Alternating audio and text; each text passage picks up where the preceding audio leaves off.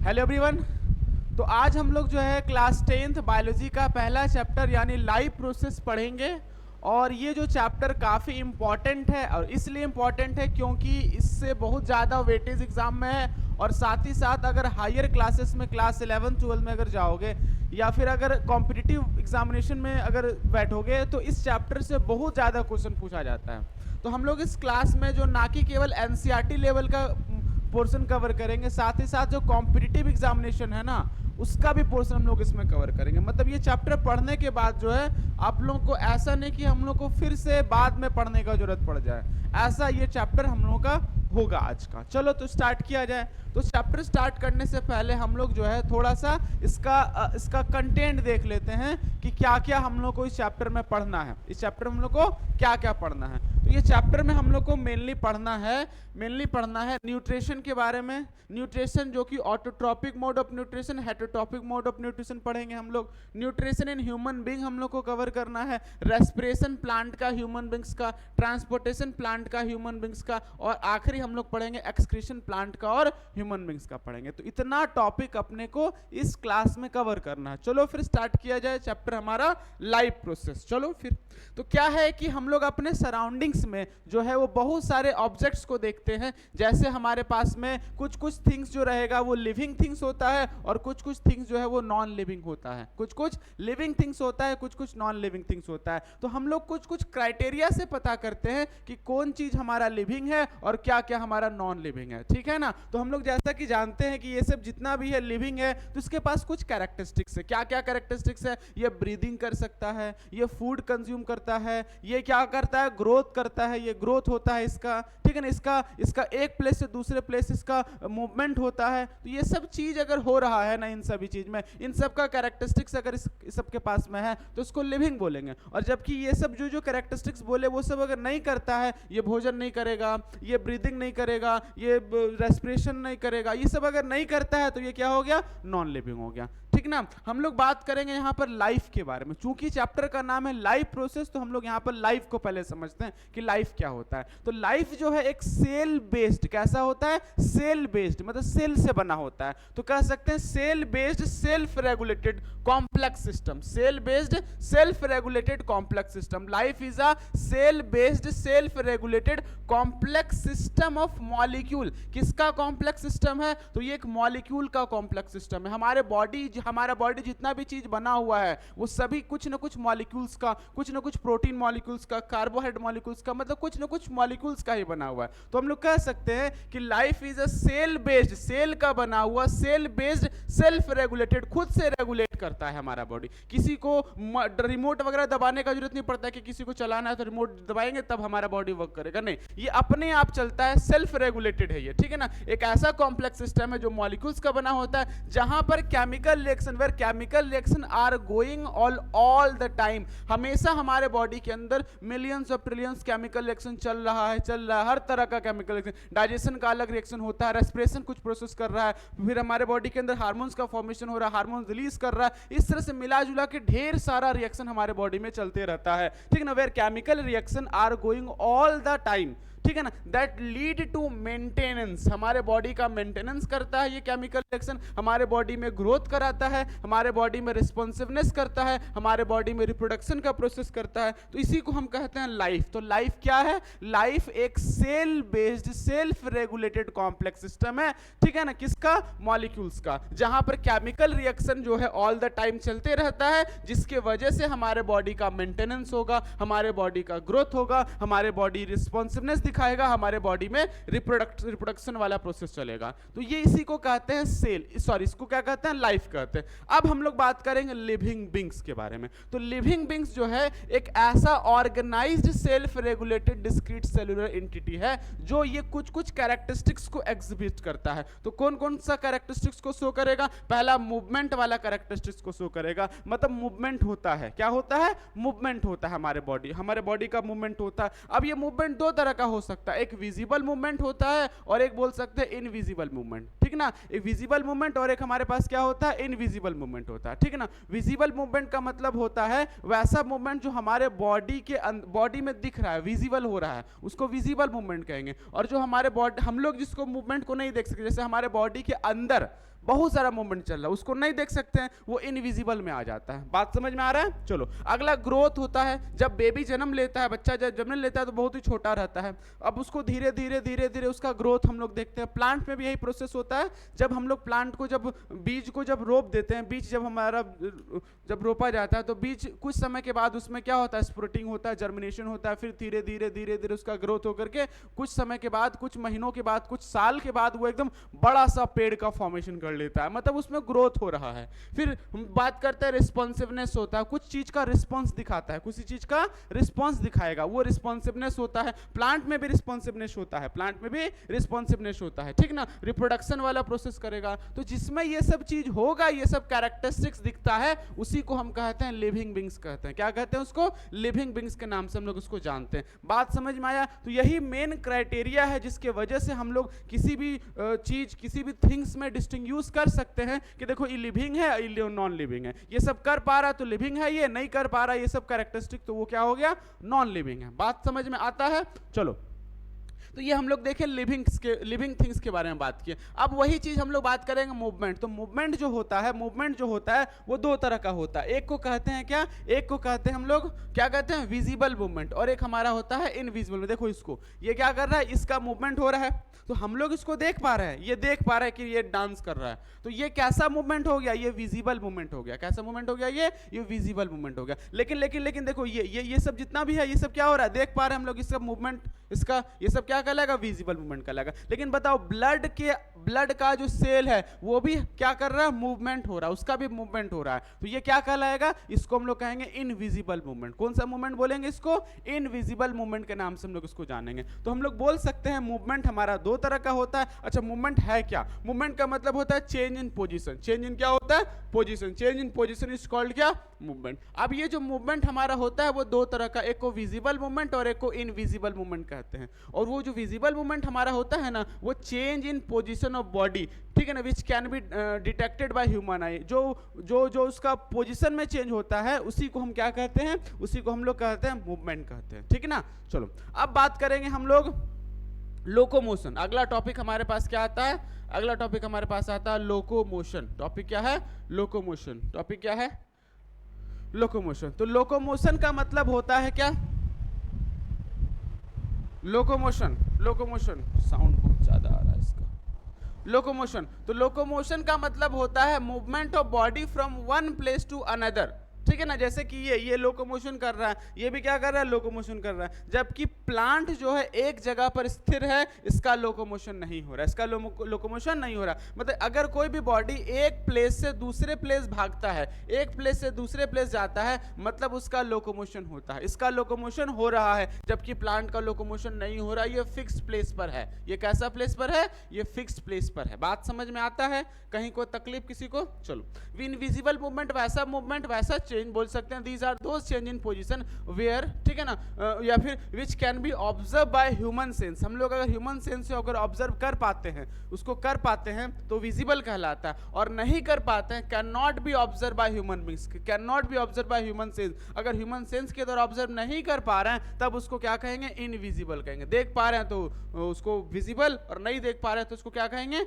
Invisible कहते हैं। बात समझ में आया? चलो अब लाइव प्रोसेस, थोड़ा सा थ्योरेटिकल यहाँ पर है, उसके बाद हम लोग थोड़ा सा इंटरेस्टिंग टॉपिक लगेगा तुम लोग को। देखो, बात करेंगे लाइव प्रोसेस। चूंकि लाइव प्रोसेस पढ़ रहे हैं, लाइव प्रोसेस क्या है, तो हम लोग बात कर सकते हैं कि live process are those basic action. ये क्या है? एक ऐसा बेसिक एक्शन है, मतलब लाइफ को चलाने के लिए जो प्रोसेस होता है उसी को लाइव प्रोसेस कहते हैं। लाइफ चलाने के लिए, हमारे बॉडी में जो लाइफ का जो एग्जीक्यूशन हो रहा है, उसको रन करने के लिए, उसको करने के लिए जो प्रोसेस हमारे बॉडी में हो रहा है, उसी को क्या कहते हैं? उसी को लाइफ प्रोसेस कहते हैं। तो life process are those basic action and function of living beings which are essential for their survival। एक ऐसा बेसिक एक्शन और फंक्शन होता है लिविंग बींग्स का जो कि हमारे सर्वाइवल के लिए एसेंशियल है। बताओ, अगर हमारे बॉडी हमारे में न्यूट्रिशन नहीं होगा तो क्या हम लोग सर्वाइव कर पाएंगे? क्या रेस्पिरेशन नहीं होगा तो क्या सर्वाइव कर पाएंगे? क्या सर्कुलेटरी सिस्टम नहीं होगा तो क्या सर्वाइव कर पाएंगे? क्या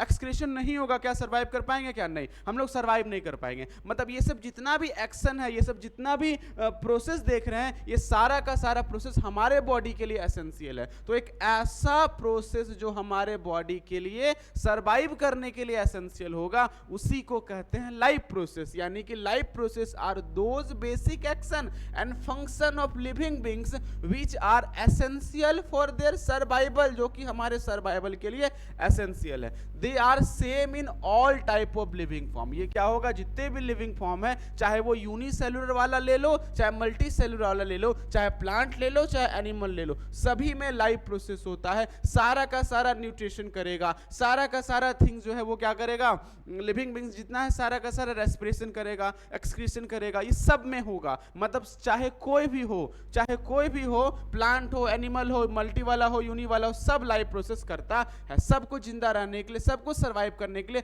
कुछ ना कुछ प्रोसेस करने का जरूरत पड़ता है। बात समझ में आया? देख सकते हैं एक्सक्रीशन हम लोग करते हैं, मेटाबॉलिज्म मतलब हमारे बॉडी के अंदर जितना भी केमिकल रिएक्शंस होता है, न्यूट्रिशन हो गया, रेस्पिरेशन हो गया, इन सब के बिना हम लोग जिंदा नहीं रह सकते हैं, सर्वाइव नहीं कर सकते हैं। तो यही सब प्रोसेस को क्या कहते हैं, लाइफ प्रोसेस कहते हैं। ग्रोथ हो गया, एक्सचेंज ऑफ मटेरियल हो गया, ट्रांसपोर्टेशन हो गया, मेंटेनेंस ऑफ प्रोटोप्लाज्मिक स्ट्रक्चर हो गया, इरिटेबिलिटी हो गया, ये सब हमारे बॉडी के अंदर एसेंशियल है। मतलब ये सब लाइफ प्रोसेस का कुछ ना कुछ क्या हो गया, पार्ट हो गया। बात समझ में आता है? चलो अब बात करेंगे ये जो चीज पढ़ रहे हैं वो किस ब्रांच में आता है। तो हम लोग कह सकते हैं कि बायोलॉजी का एक ऐसा ब्रांच है जिसमें हम लोग लाइफ प्रोसेस के बारे में स्टडी करते हैं, इसके एक्टिविटी की स्टडी करते हैं, बॉडी के फंक्शन की स्टडी करते हैं। इसको फिजियोलॉजी के नाम से जानते हैं। क्या नाम से जानते हैं? इसको फिजियोलॉजी के नाम से जान रहे हैं। तो हम लोग क्या पढ़ रहे हैं? हम लोग फिजियोलॉजी टॉपिक पढ़ रहे हैं अभी। बायोलॉजी का एक ऐसा ब्रांच जिसमें लाइफ प्रोसेस के बारे में पढ़ो, इसके फंक्शन की बात करो, इसके एक्टिविटी की बात करो, हमारे बॉडी के फंक्शन के बारे में स्टडी करो,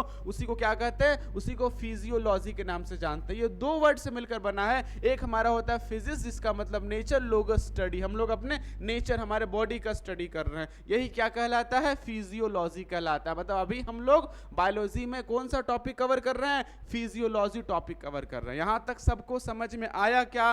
कहीं कोई दिक्कत है तो बताना। ठीक है, समझ में आ रहा है? बहुत सुंदर। चलो अब हम लोग आगे बढ़ते हैं। टॉपिक हमारा आता है न्यूट्रिशन। टॉपिक क्या आता है? टॉपिक आता है न्यूट्रिशन। तो न्यूट्रिशन जो होता है एक ऐसा प्रोसेस है जिसमें हम लोग फूड को ऑब्टेन करते हैं और इसी फूड का यूटिलाइजेशन करते हैं हमारे बॉडी का वेरियस रिक्वायरमेंट के लिए। ठीक ना? तो कह सकते हैं nutrition is a process of obtaining and utilization of food for getting various requirement of living beings are called nutrition. Nutrition क्या होता है? एक ऐसा प्रोसेस है जिसमें हम लोग फूड को लेते हैं और उसी फूड का यूटिलाइजेशन कर देते हैं। यूटिलाइजेशन का मतलब उसका कहाँ कहाँ यूज करना, चूंकि हमारे बॉडी में ढेर सारा चीज को फूड का रिक्वायरमेंट होता है, ग्रोथ कराने के लिए, रिपेयर करने के लिए, ठीक ना, ढेर सारे जगह पर जो है फूड का जरूरत पड़ता है। उसी का रिक्वायरमेंट के लिए जो हम लोग लेते हैं फूड, उसी प्रोसेस को कहते हैं न्यूट्रिशन। क्या बोलते हैं उसको? न्यूट्रिशन कहते हैं। जैसे देखो ये बच्चा जो है खाना खाया, भोजन खाया, ठीक ना, तब ना इस तरह का इसका बॉडी बनेगा। बात समझ में आया कि नहीं आया? तो हम लोग कह सकते हैं न्यूट्रिशन एक ऐसा प्रोसेस है जिसमें फूड को ऑब्टेन करते हैं और इसका यूटिलाइज करते हैं वेरियस रिक्वायरमेंट के लिए, उसी को न्यूट्रिशन कहते हैं। क्लियर है? चलो अब हम लोग बात करेंगे फूड क्या होता है। क्योंकि यहाँ पर फूड वर्ड आया है तो फूड से हम लोग क्या समझते हैं? तो फूड क्या होता है? तो फूड जो है, फूड एक ऐसा मटेरियल सब्सटेंस है, एक ऐसा मटेरियल सब्सटेंस है जिस मटेरियल सब्सटेंस का यूज ह्यूमन ऑर्गेनिज्म करता है। किस चीज के लिए? फॉर ऑब्टेनिंग एनर्जी के लिए, raw material to produce biochemical required for body building, repair, growth, development and regulation. तो हमारे बॉडी का ढेर सारा रिक्वायरमेंट, यानी बॉडी को बिल्ड करने के लिए, बॉडी का ग्रोथ करने के लिए, बात समझ में आ रहा है कि नहीं आ रहा है? बॉडी का जो भी डेवलपमेंट है, डेवलपमेंट करने के लिए, रेगुलेट करने के लिए जो भी मटेरियल का जरूरत पड़ता है, उसी मटेरियल को हम क्या कहते हैं? फूड के नाम से जानते हैं। किस नाम से जानते हैं? फूड। ये हमारे बॉडी के लिए एक तरह का फ्यूल के जैसा काम करता है। जिस तरह से गाड़ी में हम लोग, ठीक है ना, व्हीकल्स में हम लोग डीजल, पेट्रोल, फ्यूल डालते हैं, उसी तरह से हम लोग अपने बॉडी को रन करने के लिए, हम लोग अपने बॉडी को चलाने के लिए फ्यूल के रूप में हम लोग क्या लेते हैं? फूड लेते हैं। क्या लेते हैं? फूड लेते हैं। बात समझ में आता है? चलो, अब क्या होता है कि डिफरेंट कंपोनेंट जो होता है वो फूड का, ठीक है ना, वो ऑर्गेनिक और इनऑर्गेनिक दोनों होता है, जिसका अपना अलग अलग फंक्शन है। जैसे एनर्जी को देने वाला फूड हम लोग कहते हैं कार्बोहाइड्रेट और फैट। कार्बोहाइड्रेट से भी अपने को एनर्जी मिलता है और फैट से भी अपने को एनर्जी मिलता है, ठीक ना। मतलब एनर्जी गिविंग फूड क्या हो गया, एनर्जी गिविंग फूड हो गया फैट एंड कार्बोहाइड्रेट हो गया। दूसरी तरफ हमारे पास है बॉडी बिल्डिंग फूड, यानी कि हम लोगों को बॉडी को बिल्ड कराने के लिए भी कुछ ना कुछ फूड का जरूरत पड़ता है। उस फूड को हम क्या कहते हैं, उस फूड को प्रोटीन कहते हैं, यानी प्रोटीन से हमको बॉडी बिल्ड कराने का काम होता है प्रोटीन से। मिनरल्स और विटामिन्स की बात करेंगे तो हमारे बॉडी के अंदर रेगुलेशन करता है, यानी कि रेगुलेटरी फूड कहते हैं। कभी कभी एमसीक्यूज वाला क्वेश्चन इससे पूछ दिया जाता है कि एनर्जी गिविंग फूड क्या है इसमें से, तो याद रखना carbohydrate fat energy giving food हो गया, प्रोटीन्स जो है वो हमारा बॉडी बिल्डिंग फूड हो गया, विटामिन्स और मिनरल्स हमारे पास रेगुलेटरी फूड हो गया। बात समझ में आया। और यही सब चीज को हम लोग न्यूट्रिएंट कहते हैं। क्या बोलते हैं उसको, न्यूट्रिएंट के नाम से जानते हैं। न्यूट्रिएंट क्या बोलते हैं, न्यूट्रिएंट के। तो कितना न्यूट्रिएंट फूड में प्रेजेंट होता है, 5 न्यूट्रिएंट फूड में प्रेजेंट होता है। पहला हमारे पास होता है प्रोटीन, दूसरा हमारे पास होता है कार्बोहाइड्रेट, कार्ब्स जिसको कहते हैं, कार्बोहाइड्रेट क्या होता है, कार्बोहाइड्रेट। अगला क्या होता है, फैट होता है, फैट के बाद क्या होता है, विटामिन होता है, विटामिन। उसके बाद क्या होता है, उसके बाद होता है मिनरल्स होता है। क्या होता है, एक और हम लोग जानते हैं जिसको फाइबर या रफेज के नाम से जानते हैं। क्या बोलते हैं उसको, फाइबर या फिर रफेज के नाम से हम लोग इसको जानते हैं। तो इतना कंपोनेंट होता है जिस कंपोनेंट को हम लोग न्यूट्रिएंट के नाम से जानते हैं। किस नाम से जानते हैं, न्यूट्रिएंट के नाम से जानते हैं। क्लियर है सबको।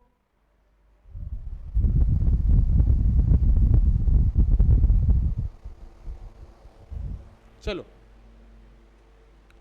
अब हम लोग बात करेंगे क्या, इंपॉर्टेंस ऑफ न्यूट्रिशन और फूड। न्यूट्रिशन का क्या इंपॉर्टेंट है या फूड का क्या इंपॉर्टेंट है, इसकी बात हम लोग अब करेंगे, ठीक है ना। इसके बारे में हम लोग बात करेंगे क्या क्या इंपॉर्टेंस इसका है। चलो, तो सबसे पहला फूड जो है हम लोगों को एनर्जी देता है। फूड क्या देता है, अपने को एनर्जी सप्लाई करता है। एनर्जी हम लोग फूड से ऑब्टेन करते हैं। तो सबसे पहले एनर्जी जो लेते हैं वो हर जगह पर, चाहे वो हम लोग सो रहे हो, चाहे हम लोग पढ़ रहे हो, चाहे हम लोग बैठे हुए हों, चाहे हम लोग फिजिकल एक्टिविटी कर रहे हो, सभी में अपने को फूड का जरूरत पड़ता है। सभी में फूड का जरूरत, मतलब सब में एनर्जी का जरूरत पड़ता है, सब में एनर्जी का जरूरत पड़ता है। और ये एनर्जी अपने को कौन देता है, फूड देता है। कौन देता है, तो फूड देता है अपने को, ठीक है ना। कौन देता है, ये फूड सप्लाई करता है। देखो, फिजिकल एक्सरसाइज जब ये बच्चा कर रहा है तो भी इसको एनर्जी का जरूरत है, और इसमें ज्यादा एनर्जी का जरूरत है, इसलिए इसको ज्यादा फूड खाने का जरूरत पड़ता है, ठीक है ना। ये जो है ये पढ़ रहा है, ये बच्चा पढ़ रहा है तो भी इसको एनर्जी का जरूरत है, ठीक है ना। ये सो रहा है बच्चा तो भी इसको एनर्जी का जरूरत है, ठीक है ना। मतलब सबसे पहले फूड अपने को एनर्जी देता है। दूसरा, हमारे बॉडी का स्ट्रक्चर को बिल्ड करता है, हमारे बॉडी का स्ट्रक्चर बनाता है। जो पहलवान जो रहता है वो इतना बॉडी कहाँ से बनाता है, वो फूड कंज्यूम करता है, प्रोटीन्स वाला फूड लेता है, तब जाकर इसका बॉडी ऐसा होता है। बात समझ में आया। मतलब फूड हम लोग को एनर्जी प्रोवाइड करेगा, फूड हमारा बॉडी को स्ट्रक्चराइज करेगा, फूड हमारे बॉडी का ग्रोथ करता है। जैसे देख सकते हैं बच्चा जब जन्म लेता है उसका बॉडी छोटा रहता है, जैसे जैसे एज उसका होता है उसका बॉडी क्या होता है, ग्रोथ उसके बॉडी में देखने को मिलता है। ठीक उसी प्रकार से प्लांट में भी देख सकते हैं, प्लांट में भी इसका बॉडी का ग्रोथ कर रहा है। तो फूड से बॉडी का ग्रोथ होता है, फूड से बॉडी का ग्रोथ होता है। चलो, बहुत सुंदर। रिपेयर करता है फूड क्या करता है, अगर हमारे बॉडी में कट निशान लग गया या कट गया है या किसी भी तरह का हमारा बॉडी डैमेज हो गया है, उसको रिपेयर करने का काम फूड ही होता है। उसका रिपेयर करने का काम किसका होता है, फूड का। जैसे देखा होगा तुम लोग कि अगर कभी कभी क्या होता है ना कि कोई आदमी या कोई भी चीज जो है वो डॉक्टर के पास गया, कुछ हो गया, उसको बीमार वगैरह पड़ गया या कुछ हाथ पैर टूट गया, तो डॉक्टर बोलता है ये भोजन खाओ, वो भोजन खाओ, ये खाना है, ये ज़्यादा खाना है, ये करना है। तो वो क्यों बोलता है, क्योंकि फूड से उसका बॉडी हमारा क्या होगा, रिपेयर होता है, जल्दी उसका बॉडी रिपेयर होगा, ठीक ना। चलो अब बात करते हैं रेगुलेटर। हमारे बॉडी में जो रेगुलेशन होता है वो रेगुलेशन में भी फूड का ही रिस्पॉन्सिबिलिटी होता है। तो हम लोग कह सकते हैं हार्मोन्स और एंजाइम्स जो है वो फॉर्म होता है हमारे बॉडी को रेगुलेट करने के लिए। तो ये हार्मोन्स और ये एंजाइम्स का फॉर्मेशन फूड के वजह से ही होता है। किसके वजह से होता है? फूड के वजह से हमारे बॉडी में होता है। मतलब कहीं ना कहीं हर जगह पर फूड का एक बहुत बड़ा रिस्पॉन्सिबिलिटी हमारे बॉडी के अंदर है। फूड नहीं खाएंगे तो हमारे बॉडी में इस तरह का प्रोसेस जो है वो नहीं हो पाएगा सही ढंग से, ग्रोथ नहीं हो पाएगा सही ढंग से, हमारा बॉडी जो है रेगुलेट नहीं कर पाएगा सही ढंग से, हमारे बॉडी में जो डैमेज है उसका रिपेयरमेंट नहीं हो पाएगा सही से। मतलब कहीं ना कहीं हमारे बॉडी के अंदर कुछ ना कुछ परेशानी आएगा अगर फूड हम लोग नहीं कंज्यूम करते। जैसे आजकल हम लोग देखते हैं बच्चे को जल्दी चश्मा लग जाता है, ठीक है ना। हालांकि चश्मा लगने का और भी रीजन है, लेकिन फूड जैसे कंज्यूम नहीं करते हम लोग, वेजिटेबल्स वगैरह हो गए ये सब हम लोग नहीं खाते हैं तो जल्दी चश्मा लग जाता है, ठीक है ना। तरह तरह का प्रॉब्लम्स आ जाता है उसको। क्यों ऐसा होता है? क्योंकि फूड प्रॉपर रूप से नहीं मिल पा रहा है उसको, ठीक है ना। जैसे मान लो हम ही अगर हम लोग सुबह से अगर भूखे पेट पढ़ा रहे हैं रात तक, शाम तक, तो क्या हमारे बॉडी के अंदर एनर्जी मिल पाएगा? क्या हम उतना ढंग से एनर्जी वे में उसको पढ़ा पाएंगे? क्या जो भी लेक्चर डिलीवर कर रहे हैं वो सही ढंग से मेरा एनर्जेटिक हो पाएगा? क्या नहीं हो पाएगा। एनर्जी अपने को फूड से ही मिलता है, ठीक है ना। रिप्रोडक्शन में भी हम लोगों का क्या होता है? एनर्जी जो है फूड का प्रोसेस लगता है। तो food provide material to form a reproductive structure. हमारे बॉडी में रिप्रोडक्टिव स्ट्रक्चर को डेवलप करने के लिए, बनाने के लिए फूड का बहुत बड़ा रिस्पॉन्सिबिलिटी है। तो फूड का ये सब फंक्शन एग्जाम में पूछा जाए कि फूड का क्या क्या इंपॉर्टेंस है तो ये सब लिख करके आ जाओगे। बात समझ में आया क्या? चलो अब बात करते हैं टाइप्स ऑफ न्यूट्रिशन की। टॉपिक हमारा क्या होगा? Types of nutrition. कितने तरह का न्यूट्रिशन हमारे बॉडी में होता है। तो मेनली जो है न्यूट्रिशन हमारे बॉडी में नहीं, पूरे कंप्लीट कितने तरह का न्यूट्रिशन होता है। तो पूरे सिस्टम में कितने तरह का न्यूट्रिशन है? 2 तरह का न्यूट्रिशन। एक हमारा होता है ऑटोट्रॉपिक न्यूट्रिशन और एक होता है हेटेरोट्रॉपिक न्यूट्रिशन। एक होता है ऑटोट्रॉपिक और एक होता है हेटेरोट्रॉपिक। तो ऑटोट्रॉपिक न्यूट्रिशन प्लांट लोग करता है और हेटेरोट्रॉपिक हम लोग करते हैं। हम लोग एनिमल में आ गए, हम लोग भी करते हैं, हेटेरोट्रॉपिक करते हैं। तो क्या है कि ऑटोट्रॉपिक न्यूट्रिशन एक ऐसा मोड ऑफ न्यूट्रिशन है जिसमें प्लांट जो है इनऑर्गेनिक फूड से ऑर्गेनिक फूड बनाता है। इनऑर्गेनिक फूड से क्या बनाता है? ऑर्गेनिक फूड बनाता है, ठीक ना। जैसे हम लोग देख सकते हैं प्लांट जो है वो सनलाइट को लेगा, प्लांट जो है कार्बन डाइऑक्साइड को लेगा, प्लांट जो है वाटर को लेगा। ये सारा इनऑर्गेनिक सब्सटेंस है। सारा क्या है? नॉन लिविंग से ऑब्टेन करते हैं इनऑर्गेनिक सब्सटेंस है। और इसी इनऑर्गेनिक सब्सटेंस को ग्लूकोज बना के ग्लूकोज यानी ऑर्गेनिक में कन्वर्ट कर देता है। तो एक ऐसा प्रोसेस जिसमें कोई भी थिंग्स जो है, कोई भी लिविंग बींग्स है, वो अपना भोजन खुद से बनाएगा, अपना भोजन खुद से बनाता है, उसको कहते हैं ऑटोट्रॉपिक मोड ऑफ न्यूट्रिशन कहते हैं, ठीक है ना। और जो अपना भोजन खुद से नहीं बनाएगा, किसी दूसरे पर आश्रित होगा, किसी दूसरे पर डिपेंडेंट होगा, ठीक है ना। वो अगर रहेगा तभी खा पाएंगे, नहीं रहेगा तो नहीं खा पाएंगे। जैसे मान लो कि अगर वेजिटेबल्स पूरा शॉर्टेज हो गया मार्केट से, तो क्या हम लोग वेजिटेबल खा पाएंगे? क्या हम लोग अपने से खुद से वेजिटेबल नहीं बना सकते हैं? हम लोग नहीं बना सकते हैं। अगर फूड का क्राइसिस हो जाता है, अकाल आ जाता है, बुखार आ जाता है, तो क्या हम लोग भूखे मरते हैं? हम लोग अपने से बना पाते हैं क्या? लो हम लोग अपने से आलू बना लिए और खा लिए, ऐसा तो नहीं हो पाता है।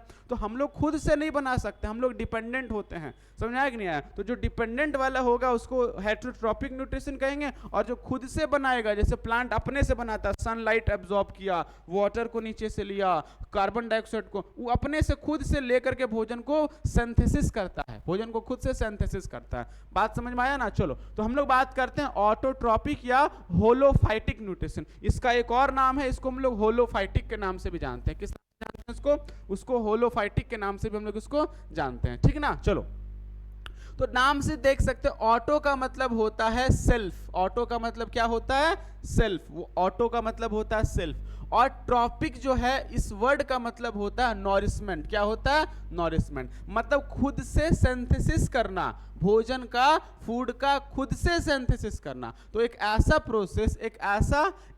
प्रोसेस जिसमें फूड का खुद से सिंथेसिस होता है, उसको हम लोग कहते हैं ऑटोट्रॉपिक मोड ऑफ न्यूट्रिशन या फिर होलोफाइटिक न्यूट्रिशन कहते हैं। देख सकते हैं it is a mode of nutrition in which organism are able to build up their own organic food.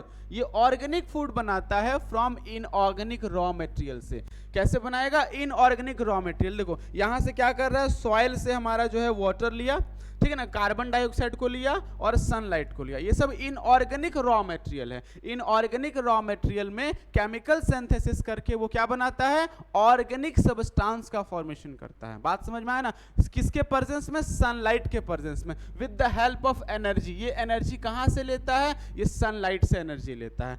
And organism performing this type of nutrition is called autotrophs. और जो भी ऑर्गेनिज्म इस टाइप के मोड को follow करता है उसको autotrophs कहते हैं। यानी प्लांट जो है वो ऑटोट्रॉप्स हो गया, हम लोग क्या हो गए, हम लोग हेट्रोट्रॉप्स हो गए। प्लांट जो अपने से बनाता है भोजन, इसको हम लोग इसको प्रोड्यूसर भी कहते हैं, क्योंकि फूड का प्रोडक्शन कर रहा है ये क्या कहलाएगा, इसको प्रोड्यूसर के नाम से भी जाना जाता है, ये प्रोड्यूसर भी कहलाएगा। बात समझ में आया। एक ऐसा मोड ऑफ न्यूट्रिशन जिसमें कोई लिविंग ऑर्गेनिज्म अपना फूड खुद से बनाता है इनऑर्गेनिक सब्सटेंस से ऑर्गेनिक सब्सटेंस में with the help of sunlight, ठीक ना। और ये प्रोसेस जो करता है उसको ऑटोट्रॉप्स कहते हैं। और इस मोड को ऑटोट्रॉपिक मोड ऑफ न्यूट्रिशन या होलोफाइटिक न्यूट्रिशन के नाम से जानते हैं। बात क्लियर है। चलो, अब ये जो ऑटोट्रॉपिक न्यूट्रिशन होता है ना, ये दो तरह का होता है।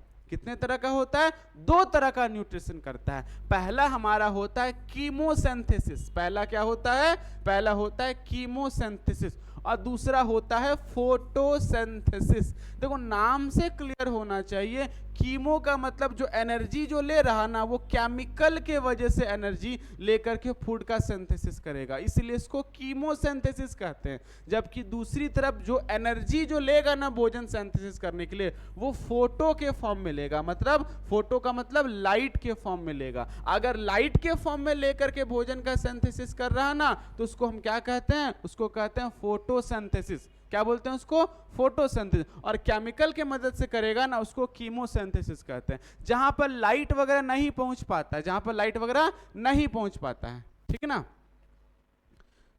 जहां पर लाइट वगैरह नहीं पहुंच पाता, जैसे हम लोग बात कर सकते हैं कि ये जो चीज है ये यहाँ पर समुद्र के गहराई में, समुद्र के गहराई में तो सनलाइट नहीं पहुंच पाता है, तो वहां पर कैसे प्लांट्स, वहां भी तो प्लांट मौजूद होता है, वहां पर कैसे भोजन बनाता है, तो वहां पर क्या होता है, वहां पर जो है कार्बन डाइऑक्साइड, कार्बन शुगर में जो कन्वर्ट करता है वो बैक्टीरिया वगैरह से केमिकल रिएक्शन की वजह से करता है, ठीक है ना। तो उस केमिकल रिएक्शन की वजह से करने की वजह से इसको कीमोसिंथेसिस कहते हैं। कह सकते हैं conversion of carbon into sugar and nutrient by bacteria in dark. ये वाला कहां पर होता है, डार्क में होता है। चूंकि वहां सनलाइट नहीं मौजूद है तो डार्क ही ना होगा, तो डार्क में ये प्रोसेस होता है, ठीक है ना। दे यूज हाइड्रोजन गैस, किसका यूज करता है, एनर्जी के फॉर्म में हाइड्रोजन गैस का यूज करता है, हाइड्रोजन सल्फाइड का यूज करता है और मीथेन गैस का as a source of energy का इस्तेमाल करता है सनलाइट के बजाय। तो हम लोग इसी को क्या कहते हैं, इसी को कहते हैं कीमोसिंथेसिस। जबकि दूसरी तरफ हमारे पास क्या होता है, conversion of carbon dioxide and water into sugar and oxygen by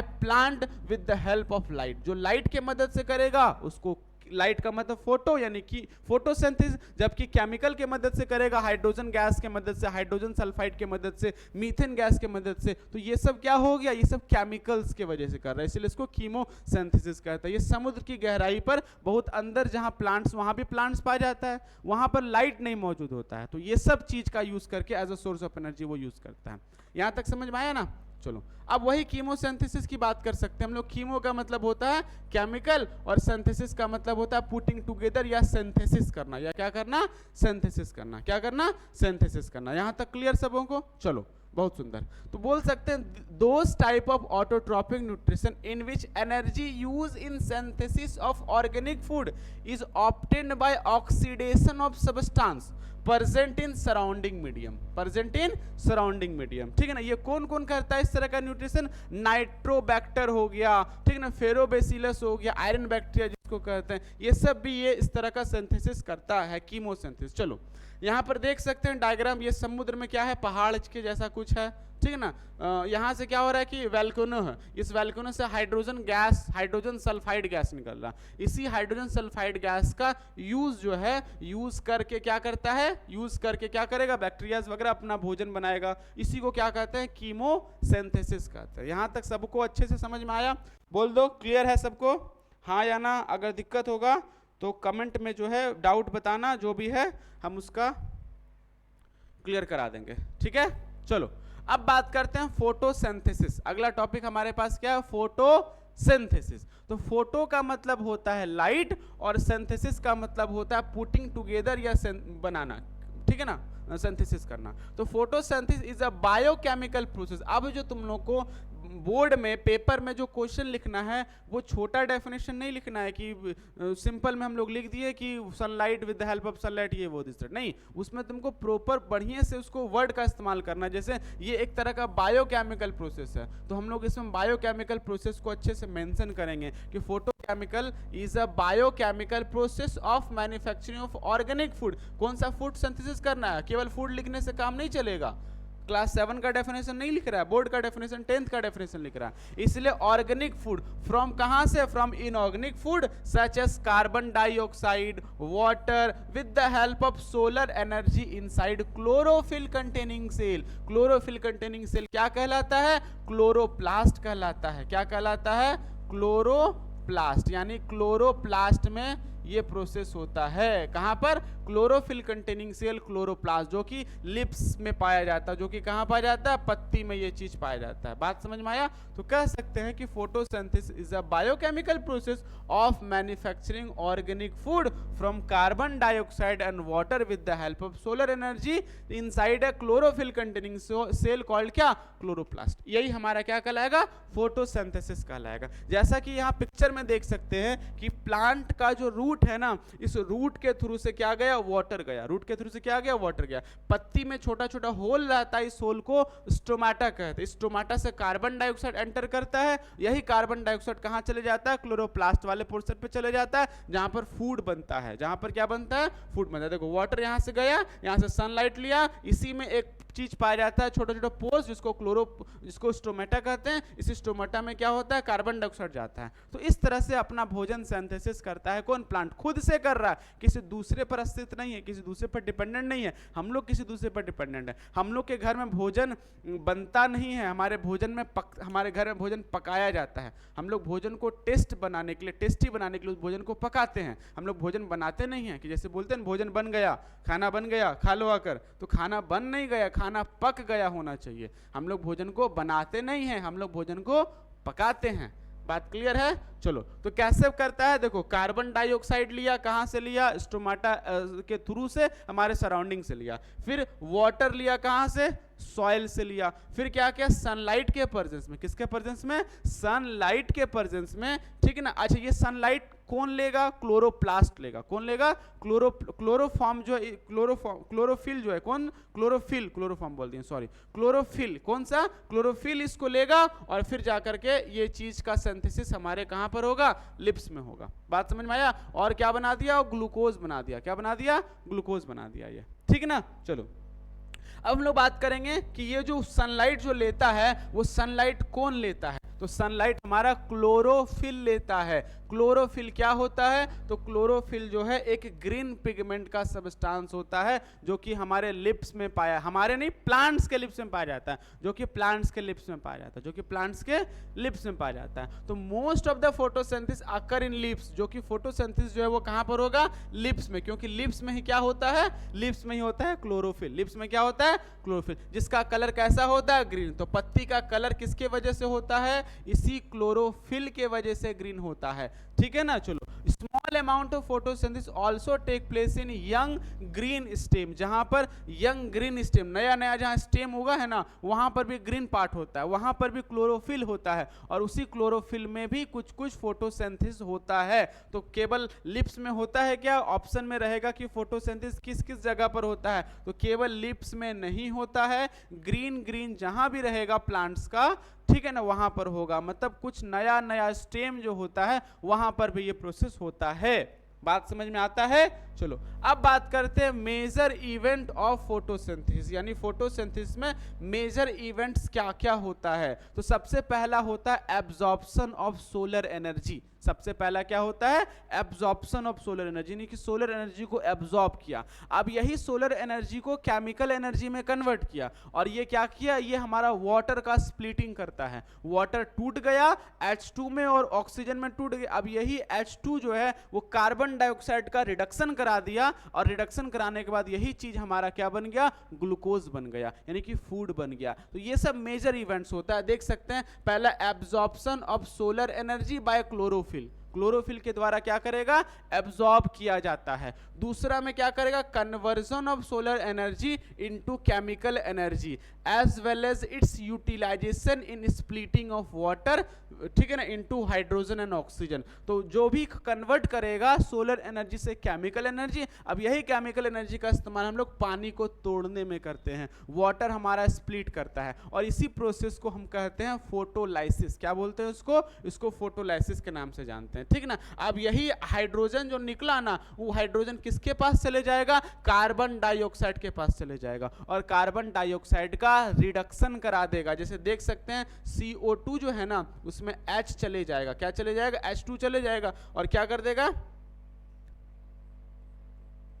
ये चीज बना देगा, ये चीज बना देगा, ये चीज बना देगा। इसी को कार्बोहाइड्रेट कहते हैं। क्या बोलते हैं इसको, कार्बोहाइड्रेट। जैसे मान लो यहाँ पर N रहता है, अगर 6 नंबर 6 यहाँ पर पुट कर देंगे तो क्या हो जाएगा, CH2O, और यहाँ पर 6 यानी C6H12, और O क्या हो जाएगा, 6 हो जाएगा। यही हमारा कार्बोहाइड्रेट बन गया। तो मेन मेजर इवेंट्स क्या क्या होता है, मेजर इवेंट सबसे पहला ये होता है एब्जॉर्प्शन ऑफ सोलर एनर्जी। यही सोलर एनर्जी हमारा केमिकल में कन्वर्ट होता है, उसका यूटिलाइजेशन पानी को तोड़ने में करते हैं, हमारा हाइड्रोजन ऑक्सीजन में टूट जाता है। अब इस प्रोसेस को फोटोलाइसिस कहते हैं। जो हाइड्रोजन निकला ना, वो हाइड्रोजन हमारा कार्बन डाइऑक्साइड को रिडक्शन कर दिया, और जैसे रिडक्शन कर दिया तो क्या बन गया, CO2 प्लस H2 गिव्स क्या दे दिया, CH2O का होल N, यहाँ पर 6 मॉलिक्यूल्स कार्बन का रहता है, C6H12O6 बना के हमारा ग्लूकोज बना दिया। तो ये मेजर इवेंट्स हमारे फोटोसिंथेसिस में होता है। यहाँ तक सभी को क्लियर है, हाँ कि ना, समझ में आ रहा है, कोई दिक्कत है किसी को, आगे बढ़ाएं, चलो तब। अगला हमारे पास में है इंपॉर्टेंस ऑफ फोटोसिंथेसिस। आखिर फोटोसिंथेसिस का हमारे डेली लाइफ में, या हमारे पृथ्वी को, ठीक है ना, हमारे यूनिवर्स को, यूनिवर्स नहीं बोल सकते हैं, हमारे अर्थ को क्या इसका फायदा मिलता है, हमारे अर्थ में इसका क्या इंपॉर्टेंस है। तो हम लोग कह सकते हैं अर्थ का जो एग्जिस्टेंस है ना, वो फोटोसिंथेसिस की वजह से ही है। अर्थ का जो एग्जिस्टेंस ही किसकी वजह से है, फोटोसिंथेसिस की वजह से। अगर फोटोसिंथेसिस नहीं हो, तो फोटोसिंथेसिस अगर नहीं होगा ना, तो अर्थ में लाइफ भी पॉसिबल नहीं है। इतना इंपॉर्टेंस इसका है, सोच सकते हो।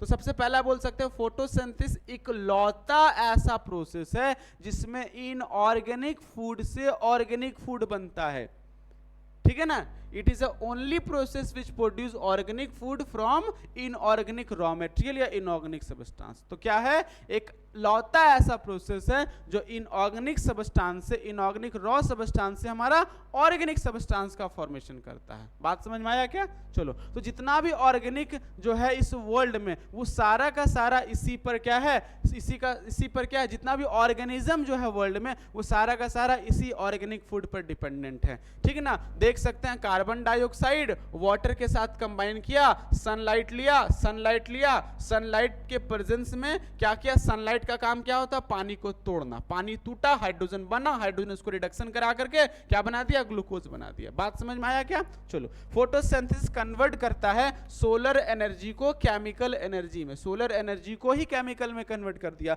अब बताओ, हमको सोलर एनर्जी लेना है तो केमिकल एनर्जी के फॉर्म में लेंगे, तो वो केमिकल फॉर्म में एनर्जी कन्वर्ट करेगा कौन, सनलाइट करेगा। कौन करेगा, सॉरी कौन करेगा, प्लांट करेगा, फोटोसिंथेसिस करेगा। कौन करेगा, प्लांट या फोटोसिंथेसिस करेगा, ठीक है ना। देख सकते हैं कि ये सनलाइट जो है, ये प्लांट जो है, ये ब्लिप्स जो है, इस सोलर एनर्जी को केमिकल एनर्जी में कन्वर्ट कर दिया। तो ये काम किसका है, ये काम हमारा फोटोसिंथेसिस का। फोटोसिंथेसिस नहीं होता तो हमारे अर्थ में जो है ऑर्गेनिक फूड नहीं आता। फोटोसिंथेसिस नहीं होता तो सोलर एनर्जी से केमिकल एनर्जी कन्वर्ट नहीं हो पाता। सोलर फोटोसिंथेसिस के मदद से ही क्या हो पाता है, हम लोग जो वुड लेते, लकड़ी हो गया, कोल हो गया, पेट्रोलियम हो गया, नेचुरल गैसेस हो गया, ये सब हमारा फोटोसिंथेसिस का ही प्रोडक्ट है। सब किसका प्रोडक्ट है? फोटोसिंथेसिस। फोटोसिंथेसिस नहीं हो पाता, हमको लकड़ी नहीं मिल पाता जलावन के लिए या फर्नीचर वगैरह के लिए या किसी भी चीज के लिए, हमको कोल नहीं मिल पाता, कोयला नहीं मिल पाता, फ्यूल ऐसा, हम लोग को पेट्रोलियम नहीं मिल पाता, सब किसका प्रोडक्ट है? सब फोटोसिंथेसिस का प्रोडक्ट है। तो ये सब की वजह से हमारा लाइफ एग्जिस्ट कर पाता है, नहीं रहता तो हम लोग मर जाते हैं। इसका इंपॉर्टेंस यही है। रेस्पिरेशन और कंबसन, ये दोनों जो है हमारे इन्वायरमेंट में कार्बन डाइऑक्साइड का क्या करता है? एक बैलेंस बनाए हुए है, ऑक्सीजन और कार्बन डाइऑक्साइड का बैलेंस बनाए हुए है। तो इसी के वजह से होता है, हम लोग कार्बन डाइऑक्साइड जो रिलीज करते हैं वो कार्बन डाइऑक्साइड प्लांट ले लिया, हम पर एहसान कुछ नहीं, हम लोग उस पर कोई एहसान नहीं करेंगे, कार्बन डाइऑक्साइड हम लोग दे दिए उसको, तो हम लोग पर डिपेंडेंट है। अगर हम लोग नहीं देंगे तो किसी दूसरे से ले सकता है, वो खुद कार्बन डाइऑक्साइड बना सकता है। समझ कि नहीं आया? तो ये मत समझना कि हम लोग कार्बन डाइऑक्साइड दे रहे हैं प्लांट को, तो हम लोग कार्बन डाइऑक्साइड दे रहे हैं, वो किसी दूसरे सोर्स से भी ले सकता है, वो हमारे पर एहसान कर रहा है कि कार्बन डाइऑक्साइड को ले करके कम कर दिया। बात समझ आया कि नहीं आया? तो क्या है कि ये हमारे इन्वायरमेंट में कार्बन डाइऑक्साइड के लेवल को कंट्रोल करके रखा है। प्लांट नहीं रहता, कार्बन डाइऑक्साइड बढ़ जाएगा, ग्लोबल वार्मिंग आ जाएगा, एकदम मर के खत्म हो जाएगा सब दुनिया, ठीक है ना? तो ये सब चीज है हमारा फोटोसिंथेसिस का इंपॉर्टेंस। बात समझ में आता है? चलो अब बात करेंगे, it support life and combustion on earth. हमारे अर्थ में लाइफ का सपोर्ट इसी के वजह से है। And it is the only process known to release oxygen into atmosphere. और ऑक्सीजन गैस रिलीज करने वाला इकलौता प्रोसेस ये है, ये नहीं देगा तो नहीं होगा, ठीक है ना? ये अगर ऑक्सीजन अगर नहीं देगा तो ऑक्सीजन मिले ही नहीं पाएगा हमारे हमारे हमारे अर्थ को। तो इकलौता प्रोसेस है जो ऑक्सीजन देने वाला, और हम लोग इतने बेरहमी से कटाई कर रहे हैं पेड़ का, बिना कुछ सोचे बिना कुछ जाने, इतना फायदा देने के बावजूद भी हम लोग उसको मार रहे हैं। बताओ, इतना फायदा दे रहा है उसके बावजूद भी हम लोग पेड़ को काट रहे हैं, ठीक है ना? चलो, तो सबसे यही रिक्वेस्ट रहेगा कि पेड़ कम से कम काटो, अगर काट भी रहे हैं तो उसकी जगह पर हम लोग को 10 गो पेड़ लगाना है। अभी पर्यावरण दिवस आ रहा है, देख सकते हैं कितना गर्मी, अभी के टाइम में ही कितना अप्रैल के टाइम में ऐसा गर्मी आ गया है, इस बार भी बहुत भयंकर गर्मी पड़ने वाला है, ठीक है ना? तो सभी से रिक्वेस्ट है कि एक पेड़ जरूर से जरूर लगाओ, ठीक है ना? हर पर्यावरण दिवस में मेरे द्वारा जो है 100 पेड़ लगाया जाता है, ठीक है ना? तो आप लोगों से भी रिक्वेस्ट है कि हर पर्यावरण दिवस, केवल पर्यावरण दिवस ही नहीं, ठीक है ना, हमेशा जो है पेड़ लगा रहे हो तो पेड़ का हिफाजत भी करें, पेड़ को ध्यान में रखें। ये नहीं कि पर्यावरण दिवस आया पेड़ लगा दिए फिर 2 दिन बाद मर गया, दिखावा के लिए खाली पेड़ लगा दिए, ऐसा नहीं होना चाहिए, ठीक है ना? चलो, अभी हैदराबाद तेलंगाना वाला केस सभी लोग देखा होगा, ठीक है? चलो, तो बहुत अफसोस की बात है कि इतना जो है फायदा देने के बावजूद भी हम लोग पेड़ को काट देते हैं, ठीक है? चलो, अब हम लोग बात करेंगे क्या, अगला हमारे पास में टॉपिक है basic requirement of photosynthesis. Photosynthesis का बेसिक रिक्वायरमेंट क्या है? तो सबसे पहला हम लोग बात कर सकते हैं फोटोसिंथेसिस के लिए ये 4 बेसिक रिक्वायरमेंट है, ठीक है ना? तो ये सबसे पहला चीज है क्लोरोफिल। क्लोरोफिल अगर नहीं रहता तो प्लांट भी फोटोसिंथेसिस नहीं कर पाता, तो हमारे बॉडी में भी तो क्लोरोफिल नहीं है, हम लोग फोटोसिंथेसिस नहीं कर पाते हैं, ठीक है? अगर ये वाला चीज का रिक्वायरमेंट नहीं होता तो हम लोग के अंदर भी तो कार्बन डाइऑक्साइड है, लेते हैं ना कार्बन डाइऑक्साइड, छोड़ते हैं, तो वो कार्बन डाइऑक्साइड है, एक गिलास पानी पी के धूप में बैठ जाओ तो हो जाता है हमारे में भी। तो हम लोग के पास क्लोरोफिल नहीं है, इसलिए हम लोग नहीं कर पाते। अगर हमारे बॉडी में भी क्लोरोफिल रहता है ना तो हम लोग भी किसी दूसरे पर डिपेंड नहीं रहते, हम लोग का ही भोजन खुद से बनता। और ये अगर हो जाता तो बहुत, क्या बोले, जैसे देखो क्या है कि हम लोग आज जितना भी काम करते हैं सारा काम किसकी वजह से करते हैं? सब तो भोजन के लिए करते हैं, पेट के लिए सब काम करा जाता है। जितना भी लोग आज कर रहा है, पूरा दुनिया जो चल रहा है वो किसकी वजह से चल रहा है? कमाना है, किसके लिए? पैसा कमाने के लिए। पैसा कमाते हैं क्यों? खाने के लिए, है कि नहीं है? तो अगर हम लोग के पास भी ये अगर पावर हो जाता कि क्लोरोफिल अगर रहता तो हम लोग अपने से भोजन बनाते हैं, तो खा के खाली पड़ल रहते कहीं कहीं, कोई जरूरत ही नहीं पड़ता हम लोग को। समझ आया कि नहीं आया? चलो उसके बाद क्या है? कार्बन डाइऑक्साइड, उसके बाद वाटर, उसके बाद सनलाइट, ये सब चीज का जरूरत पड़ता है, ठीक है ना? तो बताओ, वाटर सनलाइट कहाँ से लेता है? सन से लेता है। और कहाँ से लेगा? वाटर कहाँ से लेता है? सॉइल से लेता है, ग्राउंड से लेता है, ठीक है ना? कार्बन डाइऑक्साइड कहाँ से लेता है? पत्ती में एक छोटा सा पोर्स रहता है, स्टोमाटा, वहां से लेता है। क्लोरोफिल कहाँ से लेता है? क्लोरोफिल उसके पास प्रेजेंट रहता है पहले से, जो भोजन वगैरह जो बनता है ना उसमें एक होता है जो मिनरल से लेता है मैग्नीशियम, और इसी मैग्नीशियम का बना होता है क्लोरोफिल। मैग्नीशियम का क्या बना होता है? क्लोरोफिल। यहाँ तक सबको समझ में आया कि क्या क्या बेसिक रिक्वायरमेंट होता है और कहाँ से लेता है? एनसीईआरटी में क्वेश्चन है, ध्यान देना। चलो, अब हम लोग बहुत इंपॉर्टेंट टर्म्स के बारे में पढ़ने जा रहे हैं जो कि तुम लोग को बहुत काम देने वाला है आगे। हम लोग बात करेंगे क्लोरोफिल के बारे में। क्लोरोफिल क्या है? तो क्लोरोफिल जो है एक ग्रीन पिगमेंट है, प्लांट की पत्ती में पाया जाने वाला एक ग्रीन पिगमेंट है जिसको हम कहते हैं क्लोरोफिल। तो plant possess a green molecules, green pigment molecules for absorption of sunlight, called क्या? क्लोरोफिल। ठीक ना। अब देखो there are 3 types of photosynthetic pigment. Plant के पास में फोटोसिंथेटिक पिगमेंट 3 तरह का होता है। एक को हम क्या कहते हैं? Green chlorophyll. क्या कहते हैं? Green chlorophyll. प्लांट का जो पत्ती है वो हरा ग्रीन ग्रीन किसके वजह से होता है? तो क्लोरोफिल के वजह से होता है। अगला पिगमेंट उसके पास होता है कैरोटीन। क्या पाया जाता है? कैरोटीन पाया जाता है। तो कैरोटीन का कलर कैसा होता है? ऑरेंज कलर का होता है कैरोटीन। अगला पिगमेंट प्लांट के पास होता है ज़ैंथोफिल। ज़ैंथोफिल येलोइश कलर का होता है, येलो। जहां भी येलो रंग देखे ना प्लांट में, समझ जाना कि इसके पास ज़ैंथोफिल्स है। क्या है इसके पास? है ज़ैंथोफिल्स नाम का पिगमेंट है। ठीक है ना। और एक होता है कैरोटीनॉइड। इन दोनों को मिक्स कर देंगे तो बन जाएगा कैरोटीनॉइड बन जाएगा। कैरोटीन्स और ज़ैंथोफिल्स मिक्स करने के बाद क्या बनता है? कैरोटीनॉइड बनता है। अब अगर इसके बारे में अगर बात करें, येलो ऑरेंज की बात अगर करते हैं, तो समझो ये जो पत्ती का रंग येलो क्यों है? इस पत्ती का रंग येलो इसलिए है क्योंकि इसके पास में ज़ैंथोफिल है। इसके पास क्या है? ज़ैंथोफिल्स नाम का पिगमेंट है, इसलिए इसके पास क्लोरोफिल भी है, लेकिन ज्यादातर क्या है? ज़ैंथोफिल है। इसलिए ज़ैंथोफिल्स हम लोग को दिख रहा है। और इसका कलर कैसा है? इसका कलर हमारे पास, बोलो बोलो बोलो, येलो कलर का होता है। ठीक है ना। ये भी देख रहे हैं मैरीगोल्ड का जो फ्लावर्स रहता है उसका भी कलर कैसा होता है? येलो। किसके वजह से? क्योंकि इसमें पाया जाता है ज़ैंथोफिल्स। क्या पाया जाता है? ज़ैंथोफिल्स होने की वजह से इसका कलर कैसा है? येलोइश रंग का। ये जितना भी हम लोग ये सब ऑरेंज फ्रूट्स देख रहे हैं, जैसे पपाया हो गया, जैसे कैरोट्स हो गया, ठीक है ना, ये सब जितना भी हम लोग देख रहे हैं सबका कलर ऑरेंज जो हो गया। ऑरेंज कलर क्यों है? क्योंकि इसके पास कैरोटीन्स नाम का पिगमेंट होता है। क्या नाम का पिगमेंट होता है? कैरोटीन नाम के पिगमेंट होने की वजह से इसका कलर येलोइश कलर का, ये ज़ैंथोफिल्स की वजह से और ये कैरोटीन्स की वजह से होता है। बात समझ में आया क्या? तो प्लांट्स में ग्रीन पिगमेंट के अलावा और भी पिगमेंट्स पाया जाता है जो कि ये सब कलर के लिए रिस्पॉन्सिबल है। कौन? ये सब पिगमेंट है। बात यहां तक अच्छे से समझ में आया क्या? याद रखना, गाजर का कलर ऑरेंज क्यों है? क्योंकि इसमें कैरोटीन्स पाया जाता है। ठीक है ना। पपाया का कलर ऑरेंज क्यों है? पकने के बाद उसमें हरा होता है। पकने के बाद क्या होता है? कैरोटीन्स होता है। अगर बात करें इसका कलर पीला क्यों होता है? क्योंकि इसके पास ज़ैंथोफिल्स पाया जाता है। यहां तक सबको समझ में आया क्या? कोई तकलीफ है तो बोल दो। चलो, अब यही क्लोरोफिल की अगर बात करें तो क्लोरोफिल 2 तरह का होता है। एक को कहते हैं क्लोरोफिल ए और एक को कहते हैं क्लोरोफिल बी। क्लोरोफिल ए और क्लोरोफिल बी ये सब हायर क्लासेस में पढ़ेगा तुम लोग, लेकिन अभी क्लास 10th में तो लोग को बता दे रहे कि आगे काम देगा। ठीक ना। क्या होता है? ए क्लोरोफिल और क्लोरोफिल बी। तो क्लोरोफिल ए का जो कलर होता है वो क्या होता है? येलोइश ग्रीन होता है। कैसा होता है? Yellowish green. अगर देखना कि येलोइश ग्रीन अगर है तो क्लोरोफिल ए है, और अगर क्या होगा? ब्लू ग्रीन अगर है तो क्लोरोफिल बी हो गया। ठीक है ना। अब देखो क्या होता है? कैरोटीनॉइड जो होता है वो बीटा कैरोटीन्स और ज़ैंथोफिल दोनों को मिक्स की वजह से ये चीज बनता है। बात समझ में आया कि नहीं आया? चलो, अब हम लोग देखते हैं प्लांट्स के पास में ऐसा भी कलर का पत्ती रहता है। तो ये सब किसके वजह से होता है? याद रखना, ग्रीन कलर का पत्ती है तो क्लोरोफिल के वजह से है। अगर येलो रंग का पत्ती है तो ज़ैंथोफिल्स नाम का पिगमेंट उसके पास है। ऑरेंज कलर का पत्ती है तो उसके पास में क्या होता है? कैरोटीनॉइड्स। क्या होता है? क्या होता है? ये वाला अगर ऐसा है तो कैरोटीन्स। कैसा है? कैरोटीन्स हो गया। और ये अगर पत्ती इस रंग का पत्ती है तो इसको कहते हैं एंथोसाइनिन। क्या बोलते हैं इसको?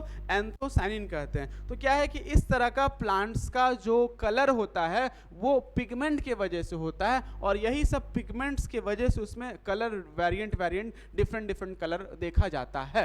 यहां तक सबको समझ में आया क्या? कोई क्वेश्चन है? आया समझ में? बोल दो।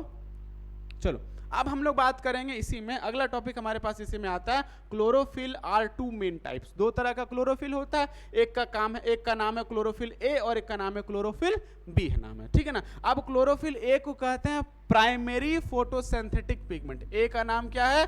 प्राइमरी फोटोसिंथेटिक पिगमेंट कहते हैं। क्या बोलते हैं इसको? प्राइमरी फोटोसिंथेटिक पिगमेंट कहते हैं। एंड क्या करता है? It takes part in conversion of light energy into chemical energy. इसी का काम है लाइट एनर्जी को किस में कन्वर्ट करना?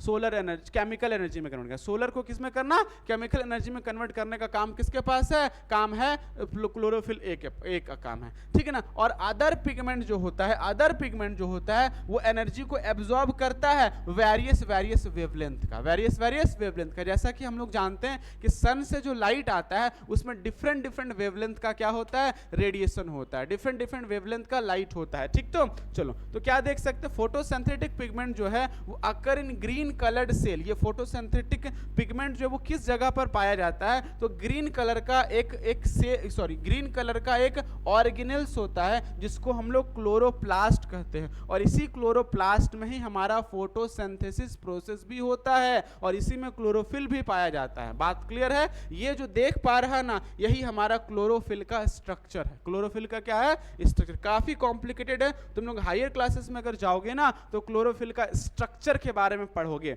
क्लोरोफिल का स्ट्रक्चर के बारे में लिखना है पूरा कंप्लीट, उसका एक्सट्रैक्शन बताना है, सब चीज पढ़ना हम लोग को, ठीक है ना। तो याद रखना क्लोरोफिल में कौन सा मेटल पाया जाता है, तो क्लोरोफिल में मैग्नीशियम मेटल पाया जाता है। क्लोरोफिल का स्ट्रक्चर के सेंट्रल पार्ट में कौन सा मेटल होता है, तो मैग्नीशियम मेटल होता है। याद रखना क्लोरोफिल मैग्नीशियम मेटल का, जिस प्रकार से हमारा ब्लड में जो हीमोग्लोबिन वो आयरन का होता है, ठीक उसी प्रकार से हमारे प्लांट्स का जो लिप्स का जो कलर ग्रीन जो क्लोरोफिल के वजह से होता है, वो क्लोरोफिल में मैग्नीशियम नाम का मैग्नीशियम मेटल पाया जाता है। तो मैग्नीशियम मेटल का क्लोरोफिल बना होता है। यहां तक क्लियर है ना सबको? कोई दिक्कत है? चलो अगला बात करेंगे हम लोग कार्बन डाइऑक्साइड कहां से लेता है। तो प्लांट जो है वो कार्बन डाइऑक्साइड हमारे एटमॉस्फेयर से लेता है। इस जगह से क्या लेगा, हमारे कार्बन, जैसे फैक्ट्री से धुआं निकल रहा, मछली जो कार्बन डाइऑक्साइड निकाला, हम लोग जो कार्बन डाइऑक्साइड निकाले, तरह तरह के सोर्स से कार्बन डाइऑक्साइड निकला, वो से कार्बन डाइऑक्साइड लिया। इसके अलावा प्लांट खुद भी कार्बन डाइऑक्साइड प्रोसेस बनाता है। कैसे बनाता है, जब ये रेस्पिरेशन करता है ना, तो रेस्पिरेशन के दौरान भी कार्बन डाइऑक्साइड निकलता है इसका, वो वाला यूज करता है शुरुआत में। जब घट जाता है, उसको कमी हो जाएगा, तब वो सराउंडिंग से कार्बन डाइऑक्साइड लेता है, ठीक है ना। तो इस तरह से प्लांट जो है, तो कह सकते हैं कि लैंड प्लांट ऑब्टेन इट, ठीक है ना, फ्रॉम क्या, एटमॉस्फेयर, वाइल एक्वेटिक प्लांट जो कि पानी में रहने वाला जो प्लांट है, एक्वेटिक प्लांट है, वो इस चीज को कहां से लेता है, वाटर से लेता है। वाटर में कैसे आया, मछली जो कार्बन डाइऑक्साइड छोड़ा वही कार्बन डाइऑक्साइड ये ले लिया। एटमॉस्फेयर में करीब करीब कितना परसेंटेज का कार्बन डाइऑक्साइड होता है, 0.036%, 0.036% का कार्बन डाइऑक्साइड होता है, और ये एंटर करता है, ठीक है ना, लिप्स में थ्रू किससे, स्टोमाटा में। कहां से लेता है ये, स्टोमाटा में। याद रखना हमारे एटमॉस्फेयर में कितना परसेंट कार्बन डाइऑक्साइड है, तो हमारे एटमॉस्फेयर में 0.036% कार्बन डाइऑक्साइड प्रेजेंट होता है, और इसी का यूज जो है वो करता है प्लांट। क्लियर है? बोलो, यहां तक समझ में आया सबको? नहीं आया तो बोलेगा, आया तो भी बोलेगा। बढ़ा जाए आगे।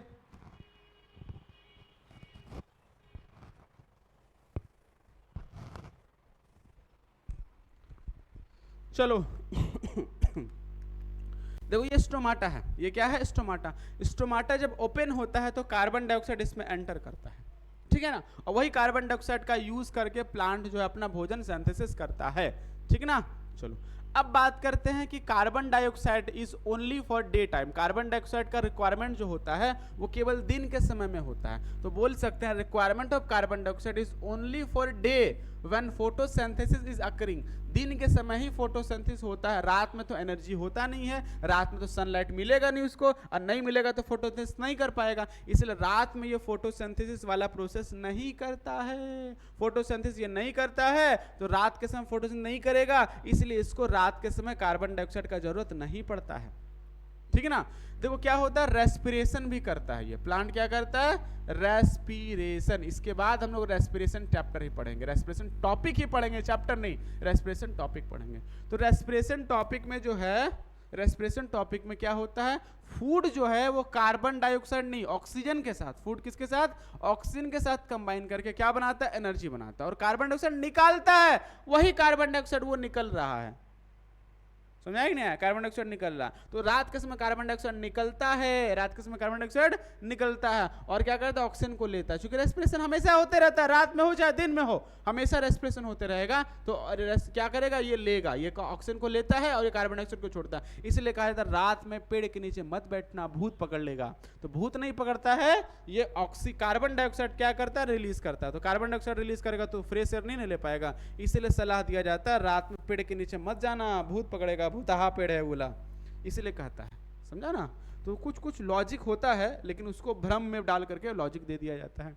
बात समझाया कि नहीं है? चलो, दिन के समय दोनों चीज होता है, रेस्पिरेशन भी होगा, फोटोसिंथेसिस होगा। तो फोटोसिंथेसिस में क्या करता है, फोटोसिंथेसिस में ये प्रोसेस करता है, कार्बन डाइऑक्साइड को ले लिया, ऑक्सीजन निकाल दिया, वही ऑक्सीजन का यूज हम लोग करते हैं। और साथ ही साथ यहाँ भी ये भी कर रहा है, कार्बन डाइऑक्साइड निकाला, अब फिर ऑक्सीजन को ले लिया। तो यहाँ पर क्या करता है, ये जो निकाला ना वही थोड़ा सा रख लिया, फिर ये वाला बाद में फिर बाकी जो निकाल लिया। यहाँ पर क्या, ये जो निकला ना वो थोड़ा सा रख लिया, पहले अपना प्रोसेस के लिए रखा, फिर निकाल दिया। तो ये प्रोसेस जो है इस तरह से चलते रहता है। मतलब हम लोग अगर इसको कार्बन डाइऑक्साइड नहीं दें तो ऐसा नहीं है कि मर जाएगा प्लांट, कि हम भी दे रहे हैं उसको कार्बन डाइऑक्साइड तब वो जिंदा है, हम थोड़ी ना से जिंदा है। तो ऐसा नहीं है, हम लोग नहीं देंगे तो ये रख लेगा, अपने से ही कर सकता है जुगाड़ कुछ ना कुछ, लेकिन ये नहीं देगा ना तो बस स्वाहा, धरती खत्म। चलो, अब हम लोग बात करेंगे कि एक ऐसा भी समय होता है, जब दिन के समय में, मतलब क्या होता है, जब सुबह जब भोर का समय हम लोग कहते हैं, सुबह ना तो सूरज उगा है उस समय, थोड़ा सा अंधेरा रहता है उस समय, और शाम के समय 6-7 बजे के समय, 6 बजे के समय, तो क्या होता है उस समय क्या होता है, लाइट का इंटेंसिटी बहुत कम होता है, ना तो फोटोसिंथेसिस, ना तो कोई गैस का एक्सचेंज नहीं होता। इस पॉइंट को कहते हैं कॉम्पेंसेशन पॉइंट कहते हैं। कह सकते हैं during evening and early morning when light intensity is low, rate of photosynthetic utilization of carbon dioxide may just balance respiratory release of gases. At this time the leaves neither absorb carbon dioxide from outside nor release gas. ना तो वो carbon dioxide को लेता है ना तो gas को छोड़ता है, वो उस समय कुछ नहीं करता है। उस पॉइंट को कहते हैं कॉम्पेंसेशन पॉइंट। बोल सकते हैं कि the light intensity where in the photosynthesising organ neither absorb carbon dioxide nor release the same. ना तो कार्बन डाइऑक्साइड को एब्जॉर्ब करेगा और ना ही वो क्या करेगा, किसी गैस को निकालता है। इस पॉइंट को कॉम्पेंसेशन पॉइंट कहते हैं। कब की बात होता है, ये ड्यूरिंग इवनिंग के समय में और अर्ली मॉर्निंग के समय में ये चीज होता है। यहां तक समझ में आता है? कहीं कोई दिक्कत होता है तो बोलेगा, ठीक है।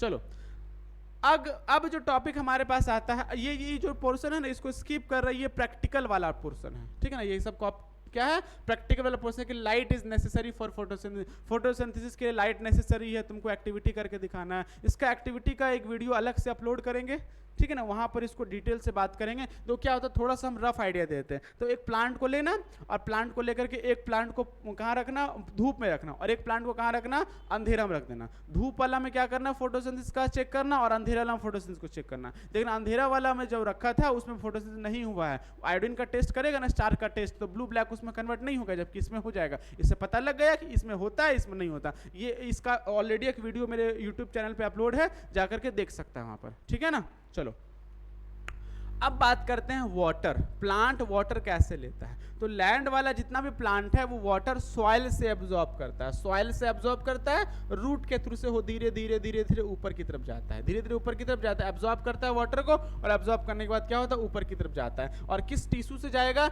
एक टिश्यू होता है जिसको जाइलम कहते हैं। याद रखना कि प्लांट के पास 2 तरह का कंडक्टिंग टिश्यू होता है, एक को हम लोग कहते हैं जाइलम और एक को कहते हैं फ्लोएम। तो जाइलम मतलब क्या हो गया, जल को कंडक्ट करने वाला टिश्यू जाइलम, और फूड को कंडक्ट करने वाला टिश्यू हमारा फ्लोएम कहलाता है। जौ से जल, जौ से जाइलम, फॉ से फूड, फॉ से फ्लोएम।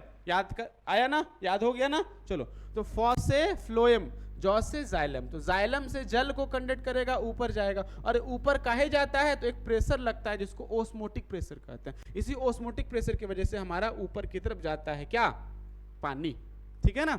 चलो, तो कह सकते हैं पानी के साथ साथ, केवल पानी के साथ साथ पानी नहीं जाता, उसके साथ जल के साथ साथ वाटर के साथ साथ कुछ और मिनरल्स भी उसमें चले जाता है, ठीक है ना। तो minerals are also transported along with water, water के साथ साथ मिनरल्स भी ऊपर जाता है। And they are used in synthesis of different organic substance like sulphur in protein. प्रोटीन को सिंथेसिस करने के लिए प्लांट में प्लांट की बात कर रहे हैं। प्लांट में प्रोटीन बनाने के लिए सल्फर का जरूरत पड़ता है, फॉस्फोरस जरूरत पड़ेगा न्यूक्लिक एसिड बनाने के लिए, क्लोरोफिल को बनाने के लिए मैग्नीशियम का जरूरत पड़ेगा। जैसे कि हम लोग अभी इसके स्ट्रक्चर में देखें कि क्लोरोफिल के स्ट्रक्चर में मैग्नीशियम मेटल पाया जाता था। तो वो मैग्नीशियम मेटल उसमें कैसे बनेगा? जब तक मिट्टी से नहीं लेगा, सॉइल से मिनरल्स नहीं लेगा तो कैसे बनेगा? तो मिनरल से पानी के साथ साथ वो ऊपर चले जाता है, हैं, मिनरल्स ही पानी के साथ साथ ऊपर चले जाता है। और 99% ऑफ वाटर ये लूज कर देता है, लूज कर देता है ट्रांसपिरेशन। कौन सा प्रोसेस कहते हैं? Transpiration process. कौन सा प्रोसेस कहते हैं?